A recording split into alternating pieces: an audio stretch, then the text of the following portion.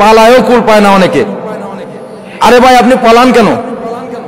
আমি যে একজন পুলিশ মানুষ, আমি এই যে সবার সামনে আসছি সাধারণ মানুষের বেশে, আমি এদের নিয়ে আপনাদের নিয়ে আমি কথাবার্তা আমি তো কোনো সময় নেন।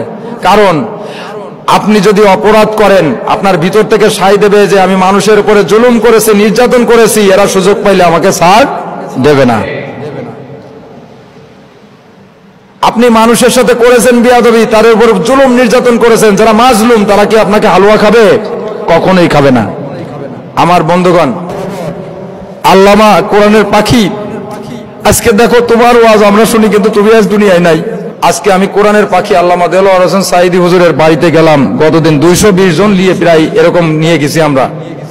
সেখানে যাওয়ার পরে সালাম দিলাম, মনে হলো আমার কাছে মনে হলো ওখানে যাওয়ার পরে আমার পুরো শরীরটা একটা শীতল হয়ে গেছে, এরকম একটা মুড আমার কাছে ভাব। আমরা রাত গেছিলাম সেই সময় 3টা বাজে। যাওয়ার পরে ওনার রওজাটা জিয়ারত করলাম, অনেকক্ষণ ধরে দাঁড়ায় থাকলাম এবং ওনার ওয়াজ চালায়, বিশেষ করে অনেকে ওনার ওয়াজ চালিয়ে উনি যে সুন্দর সুন্দর ওয়াজ করছেন এটা চালিয়ে ওনার ওই কবরের সামনে যে চোখের পানি ছেড়ে দিয়ে কাঁদতেছেন আর ওয়াজ শোনাচ্ছেন ওনাকে। হে কোরআনের রাহাবর, আল্লামা কোরআনের পাখি, আজকে দেখো তোমার ওয়াজ আমরা শুনি কিন্তু তুমি আজ দুনিয়ায় নাই। ওই কবরের কাছে যে হুজুরের কবরটা তো অনেক লম্বা ছিল, ওখানে একটা মানুষের কাছে জিজ্ঞেস করে হুজুর কতটুক ছিল, বললো যে আপনার মতো এরকম লম্বা ছিল।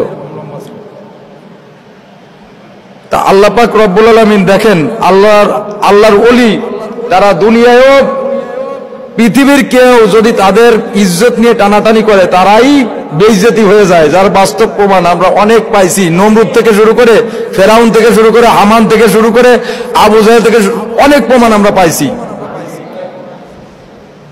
সুতরাং আল্লাহ বলছে ওয়াকাম আখলাকনা ক্বাবলাহুম মিন কারনিনহুম আশাদ্দু মিনহুম বাতশা ফানাকাবু ফিল বিলাদি হাল মিন মাহিস। আল্লাহু আকবার। অতীতে বহু ক্ষমতাধর জালিম বাদশাকে আমি অচিরেই ধ্বংস করে দিয়েছি। হে মানুষেরা, তাদেরকে দেখে তোমরা এখনো শেখো। তোমরা যদি এই দুনিয়ার চেয়ারকে চিরস্থায়ী চেয়ার ভাবো আর যদি আলটিমেটাম দাও, মুমিন কখনো মনে করবে না যে আমি কতদিন বাঁচবো। মুমিন ভাববে যে আমি যে কোনো মুহূর্তে আমি চলে যাইতে পারি দুনিয়া থেকে। আমরা বেঁচে আছি, এটাই হচ্ছে আমাদের জন্য অনিশ্চয়তার বিষয়। আমরা যে মরে যাব না এটা আমরা বলতেও পারবো না মুখ দিয়ে, কারণ আমাদের হায়াত মউত কার হাতে? বলেন তো কার হাতে? আল্লাহর হাতে। যারা দুনিয়াটাকে জান্নাত বানায় ফেলাইছে তারা কি দুনিয়া ভোগ করতে পারছে? সাদ্দাত জান্নাত বানাইছিল, আল্লাহ কি তাকে ভোগ করতে দিয়েছে? দেন নাই। এই জন্য আমার বন্ধুগণ, আজকে এমন একটা অবস্থায় আমি দেখলাম সেখানে হাজার হাজার মানুষ আসতেছে, সেলফি নিচ্ছে, করতেছে।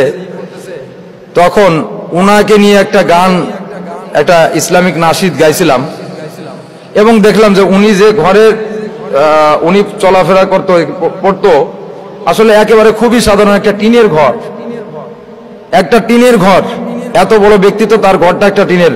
পুকুরটা আছে, পুকুরটা সংস্কার করার প্রয়োজন। পুকুরের ভিতরে অনেক কিছু ঘাটার আছে, পাশে আরেকটা বাজার, এই পাশে আবার নদী আছে, একটা নদী, মাঝখানে একটা জাজিরা দেখলাম নদীর মাঝখানে।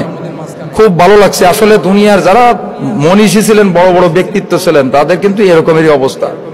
আর তিনি সাধারণ অবস্থায় নিজেকে নমনীয় মনে করতেন, খুব সাধারণ। একটা লোকের কাছে জিজ্ঞেস করলাম উনি আসলে কেমন ছিলেন। বললেন যে আসলে ওনার চরিত্র সম্পর্কে এবং ওনার সম্পর্কে বর্ণনা কি দেব, একেবারে খুব সাধারণ এবং নিরঅহংকার একজন মানুষ ছিলেন।